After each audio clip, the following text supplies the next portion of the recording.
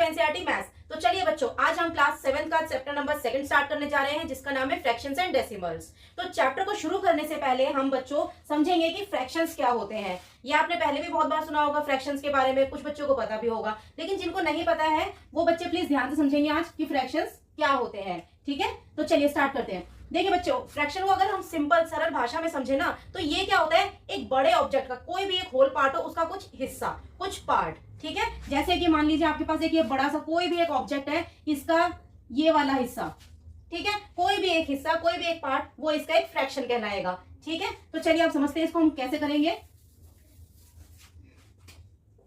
सबसे पहले first point बच्चे समझिए, फ्रैक्शन हमेशा P अपॉन Q की फॉर्म में मिलेंगे आपको। P अपॉन Q की फॉर्म में कोई भी नंबर होगा वो हमारा फ्रैक्शन होता है। जैसे कि मान लीजिए 3 अपॉन में 5, 9 अपॉन 11, 13 अपॉन में 29, समथिंग, कुछ भी कोई भी नंबर ऐसे फॉर्म में मिल जाए आपको, अपॉन में, बटे में कहें हिंदी में, तो ऐसे इस फॉर्म में मिल जाए, उसे हम कहते हैं फ्रैक्शंस। ठीक है, ये नंबर हमारे फ्रैक्शंस होते हैं। ठीक है बच्चे, तो चलिए अब स्टार्ट करते हैं।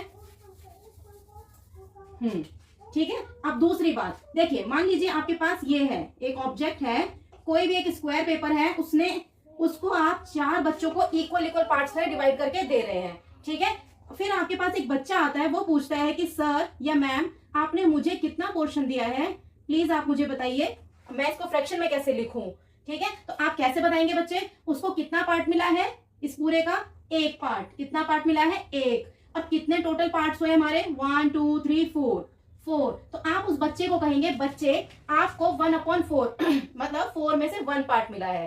ठीक है, फ्रैक्शन में क्या कहेंगे, 1/4। ठीक है बच्चों, तो चलिए कुछ और एग्जांपल से समझते हैं हम कि फ्रैक्शन को हम कैसे लिखते हैं। देखिए, आपके पास एक बड़ा सा बॉक्स है, ठीक है, उसके अंदर छोटे छोटे 6 बॉक्स हैं, 6 बॉक्सेस हैं, छोटे छोटे से बड़े बॉक्स के अंदर आपने उनको 6 बच्चों को बांट दिया। सबका साइज इक्वल होना चाहिए बच्चे। ठीक है, फ्रैक्शन हम तभी निकाल सकते हैं, तभी लिख सकते हैं। ठीक है, तो सबको इक्वल पार्ट के छोटे छोटे बॉक्सेस हैं, उसमें आपने 6 बच्चों को बांट दिए।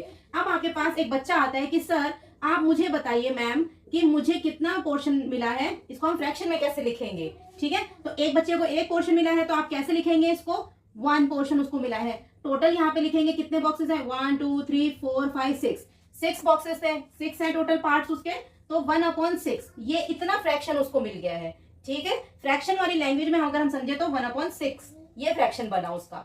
ठीक है बच्चों, आगे समझते हैं हम। फ्रैक्शंस को हमने इस चैप्टर में मोटा मोटा देखिए हमने 3 उसमें डिवाइड किया हुआ है कि फ्रैक्शंस को हमने 3 पार्ट्स में, कैसे, एक होता है प्रॉपर फ्रैक्शन, एक होता है इम्प्रॉपर फ्रैक्शन, और एक होता है आपका मिक्स्ड फ्रैक्शन। ठीक है, तो प्रॉपर फ्रैक्शन क्या होता है बच्चे, जिसमें आपका ये था